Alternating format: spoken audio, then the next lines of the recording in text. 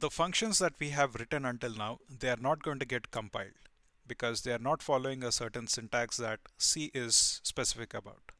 In this video, we are going to learn about writing our own functions. So the first thing is, let's look at the syntax. So the syntax for any function to declare any function is as follows. First, you have the return type. Then you have the function name, followed by parameters or arguments. Let's look at each one of them. The function name or the name of the function follows the same rules that you have followed for creating variable names.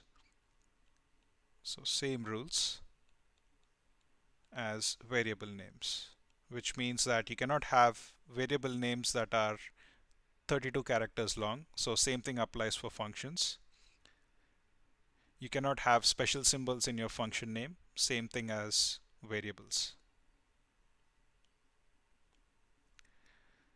Then you have parameters or arguments, which are basically the values and their data types. Right? You remember what a function does? It is going to take some parameters, process those parameters, do some mathematical operations or something else, produce a value, and then return a value. The value that is returned depends upon the return type.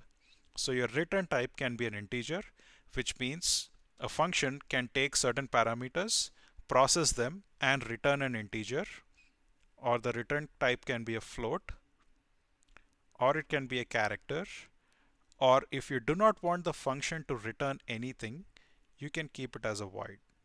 So void is another keyword, and this means return nothing. You have already dealt with functions before. For example, you have used the power function in the math.h library file, and you wrote something like this. Result equals to power of a comma b. So power is the name of the function. A comma b are the parameters. So once you make this call, it's going to do a power b, compute a value, and then returns a value and stores it in result. So that is what a function does. Now, before we start writing our own functions or the logic that is built in the function, let us first try to write the function prototype declaration. Here you will be given the specifications. So the first specification is a function named example, which takes three integers x, y, and z and returns an integer.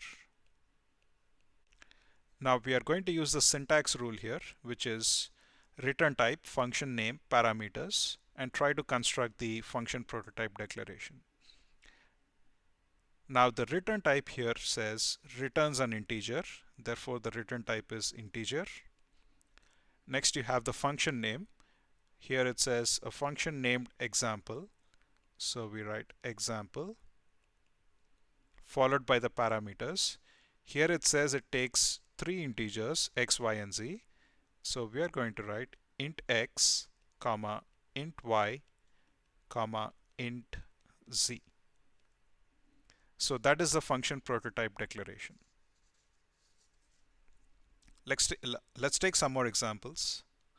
So a function named test, which takes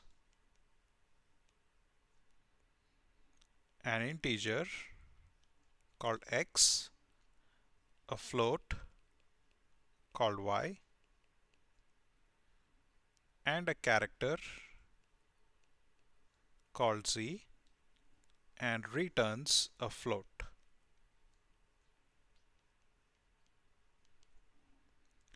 So let's try to construct the function declaration here. Again, go with the return type. Return type is a float, so float. the name of the function, which is test, and the parameters. So you have three parameters here: integer, float, and a character. So we write int x, comma, float y, comma, char z. Let's take one final example. A function named test, which takes a float, let's call it x, and returns nothing. Okay, now again, go for the return type. Here it says return nothing. So we write void, the name of the function, test, and the parameters. Here it says it takes only one parameters, that is x of type float. One more final one, a function which takes nothing and returns a character. Go with a return type which says returns a character, so char. The name of the function, here I haven't specified, so let's assume test. And it says it takes nothing, so either you can do this one or you can write void, and I prefer to use this one. At the beginning of the course I told you, like, write int main void, and you had a bunch of code, and at the end you had a return 0. So return is another keyword, you've already seen that. So that is why you have int main void.